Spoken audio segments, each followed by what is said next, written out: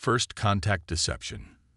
The deep silence of space surrounded the UES Pathfinder as it drifted through the Procyon system, its sleek hull reflecting the distant starlight. On the bridge, Captain Ilara Chen stared at the holographic display, her dark eyes narrowed in concentration. After 3 years of deep space exploration, they'd found nothing but barren worlds and the silent echoes of dead civilizations. Until now. "Captain, we're picking up a signal," Lieutenant Ramirez announced, his fingers dancing across the sensor array.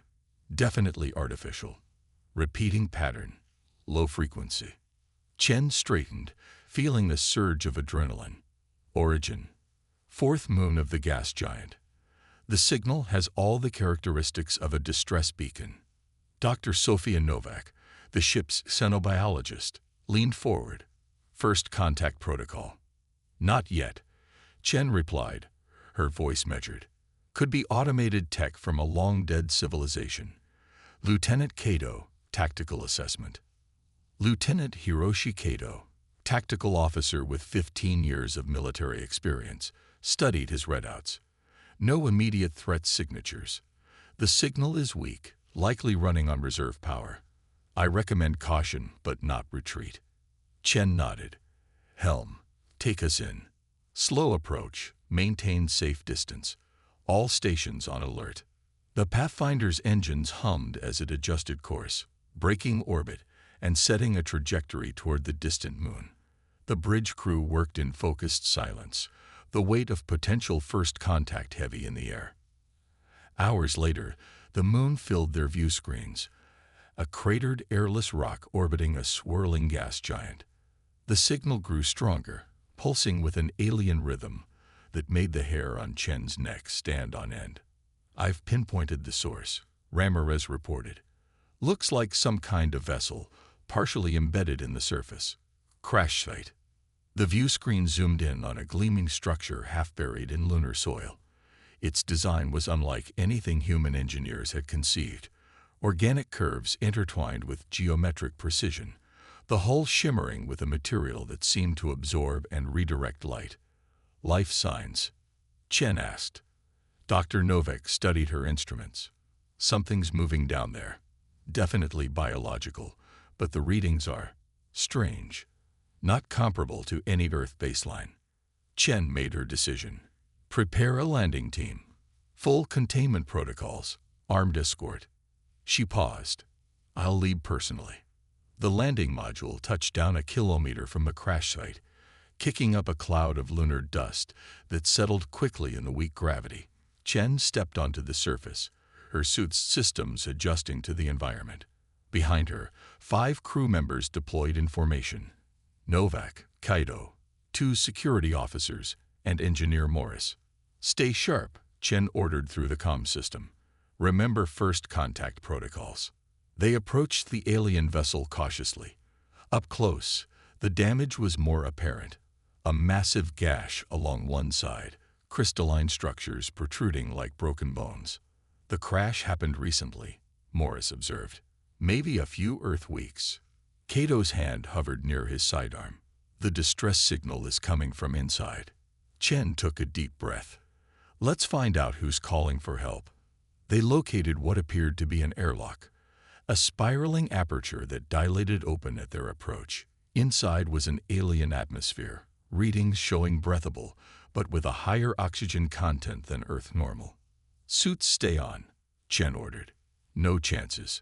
The interior was dimly lit by bioluminescent panels, casting everything in a soft blue glow. The architecture flowed like frozen liquid, corridors spiraling rather than intersecting at right angles. They followed the signal deeper into the vessel. They found them in what seemed to be a command center. 3 aliens, their bodies reminiscent of elongated octopi, with multiple limbs radiating from a central mass. Their skin rippled with patterns of light that shifted and changed, seemingly in response to the humans' arrival. "Hold position," Chen ordered, stepping forward alone. She activated her suit's external speakers. "I am Captain Ilara Chen of the United Earth ship Pathfinder. We received your distress signal." The alien skin pulsed rapidly. Then, To everyone's shock, one of them spoke in perfect English. Gratitude. Salvation. We are Vexful. Our vessel damage. Long journey. Need assistance. Dr. Novak gasped. They've analyzed our language from our transmissions. Remarkable learning capacity. The communication that followed revealed a story of exploration gone wrong. The Vexful claimed to be scientists, studying this region of space when a technical malfunction stranded them. They requested repair materials and transportation to their nearest outpost, promising cultural exchange and technological knowledge as compensation. Over the next 3 days, a cautious relationship developed. The Vexful shared information about their species, a spacefaring race from a distant star system, peaceful explorers with technology centuries beyond Earth's capabilities. They offered glimpses of this technology as gestures of goodwill, advanced medical techniques, efficient energy systems, faster-than-light communication principles. Engineer Morris worked with the aliens to repair their systems while Dr. Novak conducted cultural exchanges. The Pathfinder's crew was elated. Humanity's first contact was proceeding peacefully with the promise of advancement. But Lieutenant Cato wasn't convinced. Something doesn't add up, he told Chen in private, a week into the operation. Their story has inconsistencies. The damage to their ship, it's not consistent with a technical malfunction. Explain, Chen demanded. The hull breach shows signs of weapons fire. And I've analyzed their communication patterns. There are hidden frequencies, transmissions they don't want us to detect. Chen frowned. Evidence. Cato handed her a datapad. I modified our sensors to scan on frequencies they wouldn't expect us to access. They're sending regular updates to somewhere. Encrypted, but the pattern suggests status reports. Dr. Novak reported their biology shows evolutionary adaptations for deception. Chen mused. Their color-changing skin, perfect for a species that evolved to hunt by luring prey. I think we're the prey, Captain. Chen stared at the data, her mind racing. We need more information. Set up covert surveillance, but maintain normal operations. Don't tip them off. The evidence mounted quickly. Hidden cameras caught the Vexful accessing restricted areas of the Pathfinder during invited tours. Sensor logs revealed systematic scans of Earth defense systems buried in seemingly innocent cultural exchanges. And most damning, Cato intercepted a partial transmission revealing coordinates for an approaching fleet. It's a trap, Chen realized with cold clarity. They're advanced scouts. The distress signal, the crash, all staged to evaluate our capabilities. Before they could act on this intelligence, alarms blared throughout the Pathfinder. Engineer Morris's voice came through the comm, panicked. Captain, the Vexful have injected something into our main systems. We're losing control off. The transmission cut off as the ship's lights flickered and died. Emergency systems kicked in, bathing the bridge in red. Chen grabbed her command console as the artificial gravity fluctuated. They're making their move, Cato warned, drawing his weapon. The view screen flickered to life, showing the moon's surface. Where there had been nothing before, a massive vessel was now rising, shedding lunar dust as camouflage systems deactivated. It dwarfed the Pathfinder by a factor of 20. All hands, battle stations. Chen ordered, security teams, find and detain our guests. But it was too late. The Vexful had vanished from their quarters, and the Pathfinder's weapon systems were offline. As the crew scrambled to regain control, the massive alien vessel loomed ever closer, energy signatures building as its weapon systems targeted the helpless human ship. The trap had been sprung. Breaking the chains, Captain Ilara Chen woke to the sensation of floating. Her vision cleared slowly, revealing a transparent enclosure suspended within a vast chamber. Beyond the walls of her prison, similar containers held members of her crew, each confined in individual cells that hung like bizarre specimens in a collector's display. Pain throbbed at the base of her skull. Reaching back, her fingers found a metal node implanted there. Similar devices had been attached to every crew member she could see. "Captain." Lieutenant Kato's voice came from a nearby cell. "Are you all right?" "Alive," Chen managed. "Ship status?" "Unknown. They separated us from engineering and medical staff. I count 37 crew visible from my position. Half our complement," Chen calculated grimly. She examined her cell, a transparent material, stronger than any glass, completely sealed with no visible door or access panel.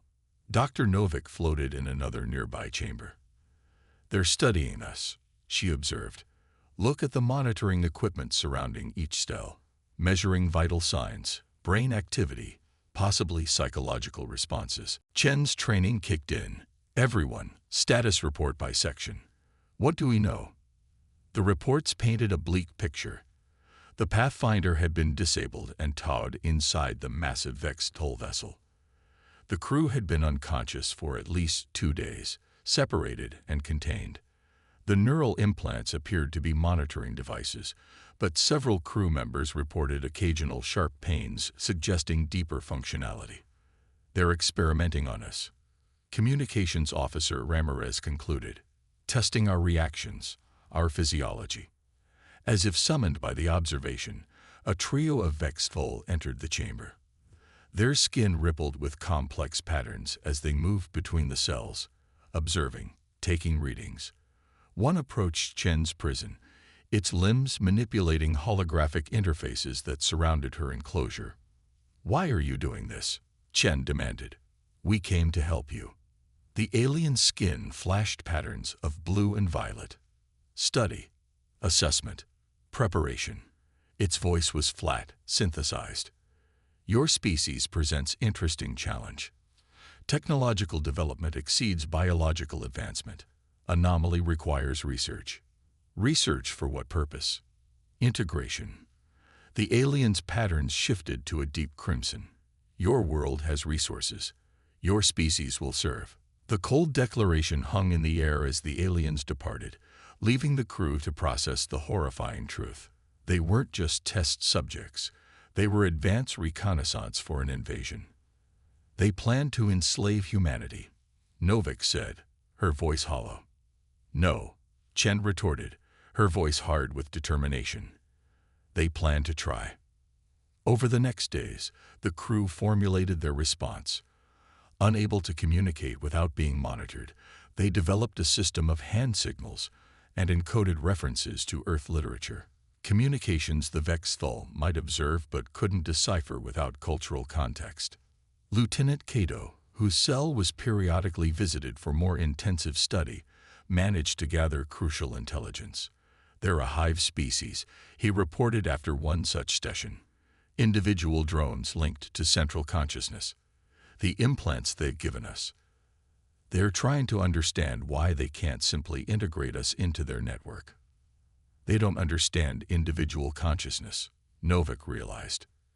"To them, we're malfunctioning components. That's their weakness," Chen determined. "They can't conceive of humans acting independently without central control." The opportunity came when Engineer Morris was brought into the chamber.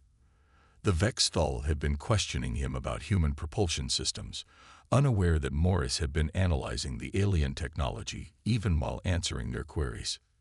"The cells are networked," he signaled to Chen, "each controlled by the same system. If we could overload one." Chen developed the plan. Using the limited movement allowed in their cells, crew members began systematically testing the response of their enclosures to different stimuli: pressure, temperature changes created by clustering together, even bioelectric output manipulated through meditation techniques taught by Dr. Novik. "They're adaptive," Kaito observed, "but predictable in their adaptations. They always correct to maintain optimal containment conditions." "Then we create a cascade of corrections," Chen decided. "Force the system to overcompensate." The plan required precise timing. At Chen's signal, every crew member began systematically stressing their containment fields in a synchronized pattern, generating heat, then cold, applying pressure to different points in sequence. The transparent material began to pulse as the system tried to compensate for the seemingly random fluctuations. Morris, meanwhile, had discovered a resonant frequency in the material by tapping complex patterns against the wall. As the system became increasingly erratic, he struck the precise sequence that sent shockwaves through the network. The first cell to fail was Ramirez's. As the containment field flickered, he was able to wedge his body into the opening, forcing the automatic systems to expand the breach rather than crushing him. From there, he reached the external controls, following Morris's instructions to override the security protocols. One by one, the cells opened. The freed crew members moved with military precision, forming protective units around their scientists and engineers who immediately began working on removing the neural implants. "They'll detect the breach soon," Kaido warned, helping Chen remove her implant. "Then we move fast. Objectives: locate the rest of our crew, secure the Pathfinder, escape." Chen's voice brooked no argument. "We are not specimens, and we will not be studied." Navigating the alien vessel proved challenging. The architecture followed biological rather than logical patterns, corridors shifting and merging like blood vessels.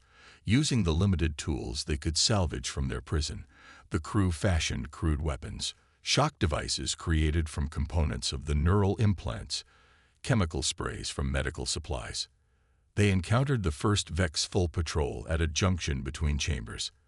The aliens, unaccustomed to resistance from what they considered research specimens, were unprepared for coordinated human tactics. Kaido led the assault, using the shock devices to disrupt the aliens' neural patterns while security teams subdued them. "Their communication is disrupted when their skin patterns are interrupted," Novak observed. "Target the central mass to disorient them." Level by level, the humans fought their way through the vessel, freeing imprisoned crew members from research stations. The Vexthul, despite their technological superiority, struggled to respond to the decentralized human assault. Their hive mind, accustomed to coordinating drones with perfect synchronization, could not adapt quickly enough to the humans' independent decision-making and improvisation.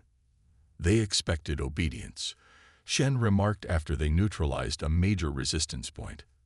"They can't understand why we're not acting as programmed." The crew located the Pathfinder in a massive hangar, surrounded by alien devices that had been systematically dissecting its systems. Engineer Morris assessed the damage. "They've stripped defensive systems and engines, but the core structure is intact.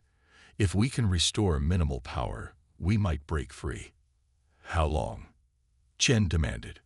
"Hours, normally," Morris admitted. But his eyes lit up as he spotted something across the hangar. "Captain, they've stockpiled our antimatter fuel cells. Intact. They were studying them separately due to the danger. Can we use them?" Morris grinned. "Not the way they were intended. But yes." While engineering teams worked to restore basic functions to the Pathfinder, tactical teams created a diversion. Using the antimatter cells as improvised explosives, they targeted key systems throughout the Vexed full vessel, creating cascading failures that drew attention away from the hangar. The Pathfinder systems came online just as a major Vex full response force converged on their position. Chen directed the desperate defense as Morris completed the final preparations. "We've got minimum life support and maneuvering thrusters," he reported. "No weapons, no shields, but we can move." "Everyone aboard, now," Chen ordered, firing a makeshift plasma weapon to cover the retreat. The hangar doors began to close as the last crew members raced up the ramp. Chen slapped the emergency override, sealing the Pathfinder's airlock as Kaido detonated the final antimatter charges. The explosion ripped through the hangar control systems, freezing the massive doors half-closed. "Thrusters at maximum," Chen commanded as she reached the bridge. "Thread the needle." The damaged Pathfinder lurched forward, engines straining as it accelerated toward the narrowing gap. Metal screamed against metal as the ship scraped through the opening, hull plating tearing away. Warning lights flashed across every console, but Chen's focus never wavered. "We're clear," Ramirez shouted as they broke free into open space. Behind them, secondary explosions rippled through sections of the massive Vexed hull vessel. Its weapons systems came online, targeting arrays locking onto the fleeing human ship. "They're targeting," Kaido warned. "Execute emergency jump protocol," Chen ordered. "Any coordinates, just get us out of here." The Pathfinder's emergency FTL system engaged, its damaged engines howling in protest. As the first vexed full-energy weapons fired, the human vessel vanished into jump space, leaving only debris and unanswered questions behind. They had escaped the trap. Now they needed to warn Earth before the hunters became the hunted. Turning the tables. The Pathfinder limped into Earth's solar system 3 weeks later, its hull scared and systems failing. Emergency beacons blared across all frequencies as the damaged vessel struggled to maintain its deteriorating orbit around Neptune's moon Triton.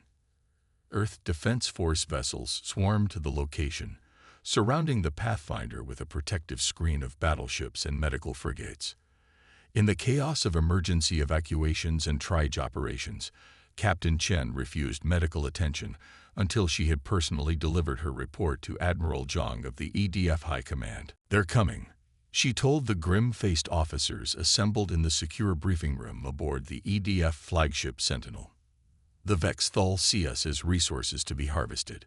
They staged an elaborate trap to study our capabilities, and now they'll be launching a full invasion. Admiral Zhang studied the sensor data and biological samples recovered from the Pathfinder. "How much time do we have?" "Unknown," Chen admitted. "But they were transmitting our location when we escaped. They know where to find us." The next 72 hours saw the largest mobilization in Earth's history. Colonial outposts across the solar system were evacuated to defensive positions. The Mars shipyards accelerated production of combat vessels. Jupiter's orbital platforms were converted to weapons batteries. Every available scientist and engineer worked around the clock analyzing the Vexthal technology recovered by the Pathfinder's crew. Lieutenant Kaido, now promoted to commander, led the tactical assessment team. "They have significant technological advantages," he reported. "FTL capabilities that outmatch ours by a factor of 10. Hull materials we can't penetrate with standard weapons. Neural network communication that makes their coordination nearly perfect." "Nearly perfect," Chen emphasized, joining the briefing despite doctor's orders to rest. "But fundamentally flawed. They can't comprehend independent action. They adapt through central processing, not individual initiative." Dr. Novak, who had been working with the xenobiology team, added, "Their biology offers another vulnerability. The skin patterns they use for communication emit radiation on predictable frequencies. Disrupt those frequencies, and we disrupt their ability to coordinate," Kaido finished. A plan began to form, not to match the Vexthal's superior technology, but to exploit the fundamental differences between hive consciousness and human individuality. Admiral Zhang authorized Operation Hydra, named for the mythical beast whose multiple heads acted independently. The strategy was multi-pronged. A defensive screen would appear to protect Earth directly, while the real defense would come from thousands of smaller, independently operating units hidden throughout the asteroid belt and the moons of the outer planets. "They'll expect central command and control," Chen explained. "So we'll give them none. Each battle group will have pre-programmed objectives, but full autonomy in execution." Engineer Morris, working with the R&D division, developed weapons specifically designed to disrupt Vexthal neural networks. "We've reverse-engineered the neural implants they used on us," he reported, "modified them into targeted EMP devices that should scramble their communication patterns without affecting our systems." The warning came exactly 17 days after the Pathfinder's return. Long-range sensors detected a massive energy signature entering the Kuiper Belt. The Vexthal invasion fleet had arrived, and it was larger than their worst estimates. Over 300 vessels, ranging from small fighters to massive carriers, approached in perfect formation. "They're not hiding anymore," Kaido observed grimly. "This is a full conquest force." The EDF's visible defensive line formed at the orbit of Mars, a seemingly thin screen of capital ships and defense platforms. Earth broadcasts projected fear and desperation, with emergency messages directing civilian evacuation procedures. To all appearances, humanity was facing extinction with inadequate defenses. The vexed Hull fleet, encountering minimal resistance in the outer system, accelerated toward this apparent last line of defense. Their formation never wavered, a testament to their perfect coordination. "They're taking the bait," Chen reported from her command post on Deimos, Mars's smaller moon. She had refused to remain on Earth, insisting on leading from the field. "All units hold position. Let them commit fully." The alien fleet's approach was methodical, unstoppable. The first exchanges of fire saw several Earth vessels destroyed or disabled. The Mars defense platforms launched volleys of missiles that seemed to disappear harmlessly against the vexed Hull shields. "Our conventional weapons are ineffective," came the reports. "They're breaking through the line." Chen watched the tactical display, waiting for the precise moment.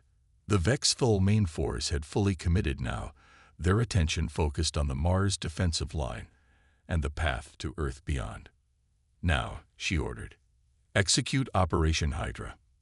Across the solar system, hidden forces awakened. From within the asteroid belt, hundreds of stealth vessels powered up simultaneously. From beneath the icy surfaces of distant moons, missile platforms emerged. Mining ships converted to combat vessels broke away from their disguised positions near Saturn's rings. The vexed Hull, committed to their frontal assault, suddenly found themselves surrounded by attackers appearing from every direction, following no discernible pattern or central command. "Target their communication nodes," Chen ordered. "Morris's devices first, then conventional weapons on the weakened sections."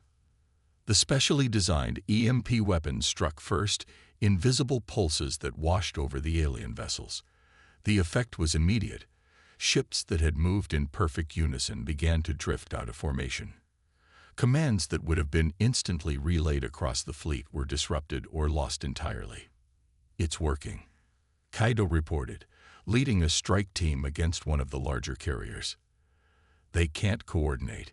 Each ship is trying to adapt individually instead of as a unit." The human forces pressed their advantage, attacking from multiple vectors with constantly changing tactics. Where the vexed Hull attempted to form new defensive patterns, the autonomous human squadrons would shift approach, never allowing the hive mind to establish a new equilibrium. Chen led her battle group directly against the vexed Hull flagship, a massive vessel at the center of the formation that housed the central consciousness controlling the fleet. "All units, converging attack pattern. Concentrate fire on Sector 7. The battle for Earth reached its climax in the asteroid field near Mars. Vexed Hull vessels, struggling to coordinate without their neural network, found themselves isolated and overwhelmed by human ships that operated independently yet toward a common goal. The massive technological advantage the aliens had enjoyed was neutralized by their fundamental inability to function without centralized control. When Commander Kaido's team breached the hull of the vexed Hull flagship, they encountered minimal resistance. The aliens, so dependent on their collective consciousness, were paralyzed by the disruption of their neural network. In the central chamber, they found the physical manifestation of the hive mind, a massive, pulsating organism connected to thousands of neural interfaces. Their entire species functions as extensions of this entity, Dr. Novak observed, studying the creature from a safe distance. Without it, they're just appendages. Chen faced the alien consciousness, feeling none of the fear that had gripped her during her captivity. "Your invasion has failed," she stated simply. "Humanity will not be harvested or enslaved." The creature's skin rippled with patterns of light. Confusion, anger, incomprehension. "Impossible," came the synthesized voice. "You are inferior, isolated entities. No unity." "That's where you're wrong," Chen replied. "Our strength is in our independence, in our ability to think and act as individuals while still working toward a common purpose. It's something your hive mind can never understand." The Battle of Mars, as it came to be known, marked humanity's definitive entrance onto the galactic stage. The Vexthul threat was neutralized, their remaining vessels retreating to the outer reaches of the solar system, where they were systematically disabled by EDF forces. In the aftermath, Earth's scientists studied the captured Vexthul technology, integrating compatible elements into human systems while developing defenses against their more dangerous aspects. The central consciousness was contained rather than destroyed, becoming a subject of study and eventually a channel for communication with the remaining Vexthul civilization. Captain Ilara Chen, promoted to admiral following the victory, stood on the observation deck of the newly commissioned UES Explorer, gazing at the stars that no longer seemed quite so distant or mysterious. "They thought they were setting a trap for a primitive species," she remarked to Commander Kato, who stood at her side. "Instead, they gave us the keys to the galaxy." Kato nodded thoughtfully. "They couldn't conceive of strength without uniformity. They saw our individuality as weakness." "A common mistake," Chen replied, watching as the Explorer's advanced engines powered up, incorporating elements of Vexthul technology refined and improved by human engineers. "One I suspect they won't be the last to make." As the Explorer broke orbit, leaving Earth behind, humanity carried forward a new understanding of its place in the cosmos. They had been tested and had not only survived but triumphed, turning an alien trap into the foundation of their ascension. The hunters had become the hunted, and in their defeat, unwittingly elevated their prey to new heights among the stars.